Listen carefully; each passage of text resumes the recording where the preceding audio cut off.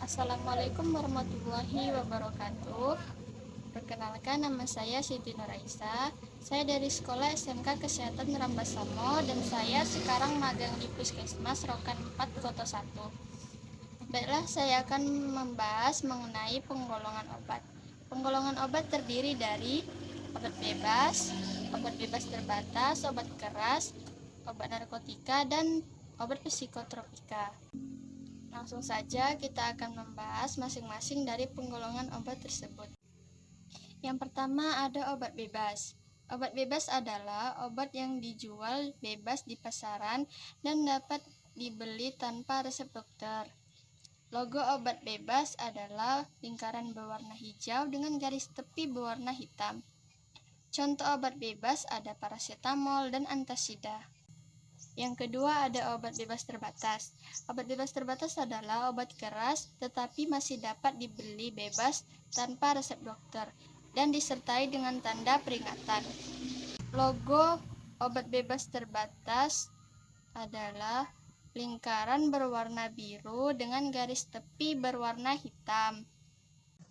Ada 6 tanda peringatan pada obat bebas terbatas, yaitu peringatan nomor 1, awas obat keras, bacalah aturan pemakaiannya. Contoh obatnya Paramex.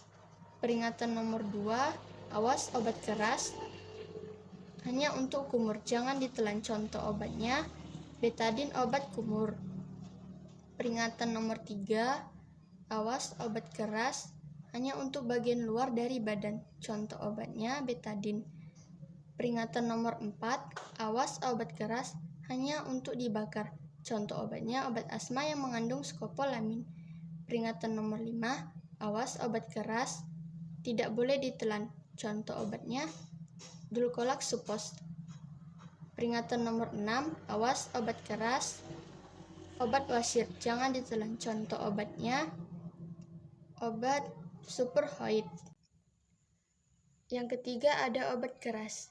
Obat keras adalah obat yang hanya boleh dibeli menggunakan resep dokter, dengan logo lingkaran berwarna merah dengan garis tepi dan huruf K berwarna hitam di tengah. Contoh obat keras ada allopurinol dan clindamycin. Yang keempat ada obat narkotika. Obat narkotika ini hanya berdasarkan resep dari dokter yang diberi tanda tangan. Obat narkotika ini dapat menimbulkan efek penurunan kesadaran, halusinasi, serta daya rangsang.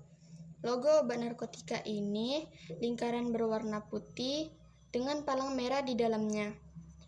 Ada 3 jenis narkotika berdasarkan golongannya, yaitu golongan 1,